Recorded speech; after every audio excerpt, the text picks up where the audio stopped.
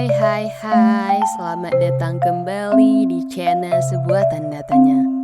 Hari ini kita akan membahas tentang perkembangan perang antara Rusia dan Ukraina. Hari ini kita juga bakal bahas berita panas yang lagi viral, yaitu Putin bilang kalau tujuan utama operasi militernya nggak akan berubah. Jadi, yuk kita kulik bareng-bareng. Jadi, sejak invasi Rusia ke Ukraina pada bulan Februari tahun 2022, Presiden Putin menyebut kalau salah satu tujuan operasi militer ini adalah demilitarisasi dan denazifikasi dan menjamin keamanan Rusia dari ancaman di masa depan. Banyak pihak mengkritik istilah denazifikasi sebagai retorika politik. Tapi itulah narasi yang sering digunakan Kremlin. Jadi ketika Putin bilang tujuannya nggak berubah, dia kembali ke narasi lama itu. Tapi apakah kenyataannya sama dengan klaimnya? Dalam pertemuan militer baru-baru ini dengan para staf tinggi, Putin menegaskan kalau tujuan keseluruhan dari tentara Rusia tetap nggak akan berubah, yaitu menyelesaikan semua tugas operasi militer tanpa syarat.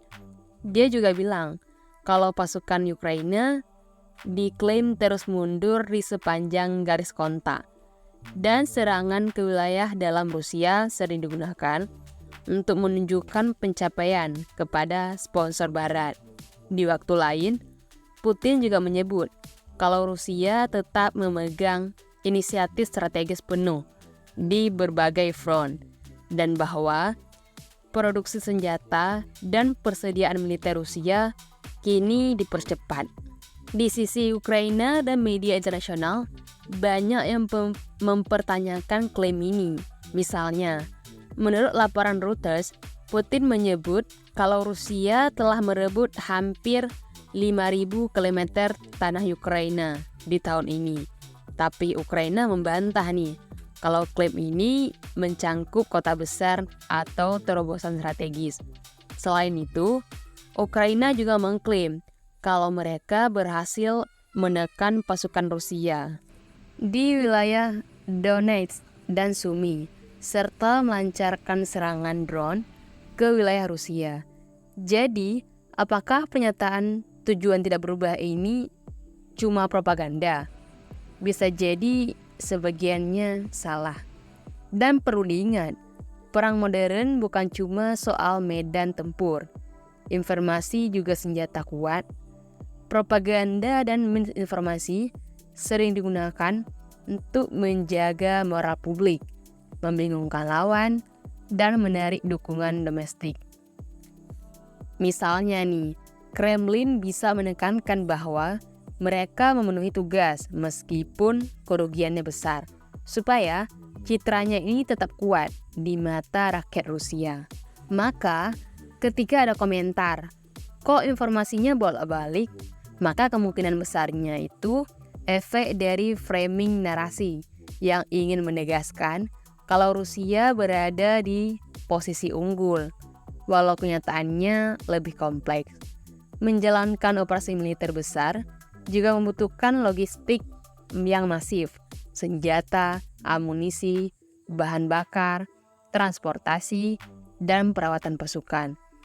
Putin di forum pertahanan juga menyebut nih, kalau sektor industri pertahanannya kini memenuhi kebutuhan tentara Rusia, bahwa produksi senjata presisi dan amunisinya meningkat.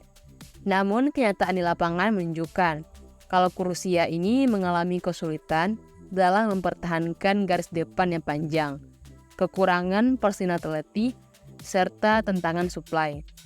Laporan think tank RAND mengatakan kalau perang ini mengubah dinamika aliansi global dan bahwa Rusia menghadapi tekanan ekonomi kuat.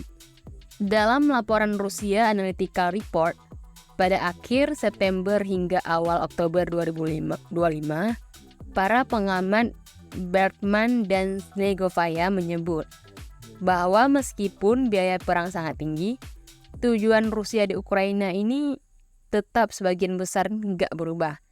Mereka juga menyusun 4 skenario masa depan. 1.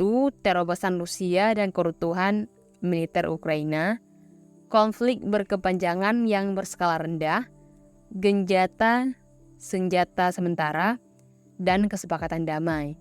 Dan yang paling mungkin menurut mereka ini adalah konflik berkepanjangan. Jadi, pertanyaan Putin bisa dipahami sebagai bagian dari usaha mempertahankan konsistensi naratif dalam skenario yang sulit.